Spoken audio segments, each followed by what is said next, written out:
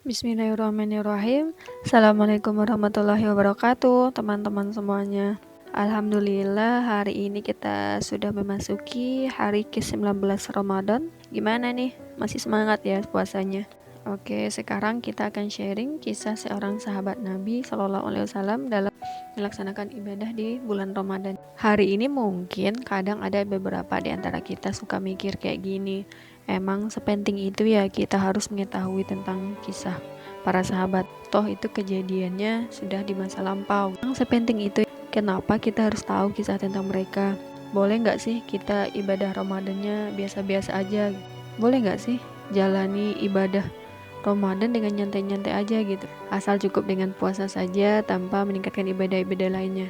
Boleh nggak sih kayak gitu? Jawabannya ada di pembahasan kali ini ya. Sebelumnya aku jelasin dulu, kewajiban berpuasa itu terdapat dalam Al-Quran surah Al-Baqarah ayat 183, yang artinya yaitu, wahai orang-orang beriman, diwajibkan atas kamu berpuasa, sebagaimana diwajibkan atas orang sebelum kamu agar kamu bertakwa. Nah, Ramadan itu adalah bulan di dalamnya itu orang-orang beriman diwajibkan berpuasa. Hanya orang-orang beriman ya. Oke, kita lanjut tentang kisah inspiratif yang kali ini aku ambil dari seorang sahabat Nabi Shallallahu Alaihi Wasallam yang bernama Qais bin Sirma. Beliau adalah seorang sahabat yang sangat sederhana. Beliau seorang pekerja keras, seorang petani. Kesehariannya selalu berada di sawah dan mencari nafkah untuk keluarganya. Namun, apa yang istimewa dari beliau?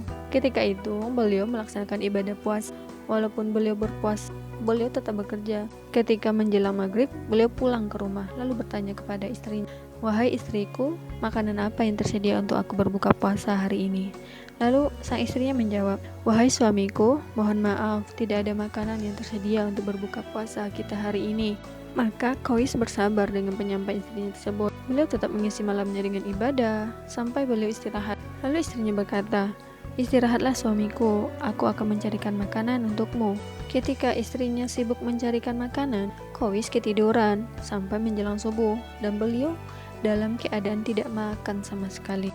Tapi besoknya, beliau tetap berpuasa dengan penuh semangat. Beliau tetap pergi ke sawah, hingga pada akhirnya beliau merasa sangat kelelahan dan sangat kelaparan karena memang belum makan dari kemarinnya kan. Ketika kisah ini sampai kepada Rasulullah SAW, maka turunlah ayat Al-Quran, yaitu surah Al-Baqarah ayat 187. "Makan dan minumlah hingga jelas bagimu perbedaan antara benang putih dan benang hitam." Benang putih dan benang hitam maksudnya di sini itu fajar. Dengan turunnya ayat tersebut, maka para sahabat Nabi Shallallahu Alaihi Wasallam memahami bahwa di malam hari mereka bisa makan dan minum asalkan belum masuk waktu fajar. Karena sebelumnya itu banyak dari para sahabat Nabi yang menyangka bahwa apabila sudah tidur di malam harinya, walaupun sebentar tidurnya, maka tidak boleh lagi untuk makan dan minum. Banyak sekali hikmah yang dapat kita ambil dari kisah ini, bukan?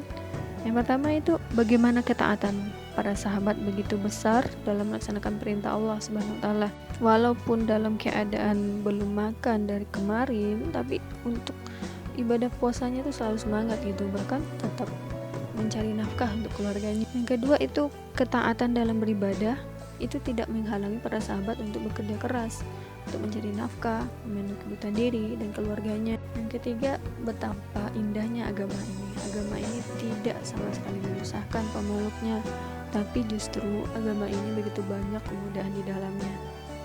Nah, teman-teman, yakinlah ibadah puasa ini tidaklah menyusahkan kita sama sekali. Ibadah ini sangat mudah bagi kita, asalkan dilakukan dengan keikhlasan dan mengharapkan pahala dari Allah.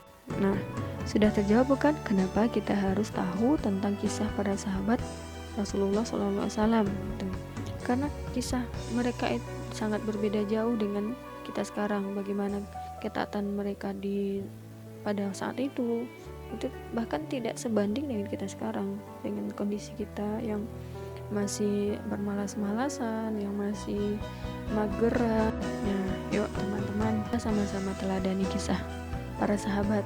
Bagaimana? Yuk sama-sama juga kita hidupkan malam dan siang Ramadan kita dengan penuh ibadah. Oke, itu dia sharing-sharing aku. Semoga bisa bermanfaat dan bisa diterapkan. Mumpung sekarang masih Ramadan ke-19, yuk lebih semangat. Assalamualaikum warahmatullahi wabarakatuh.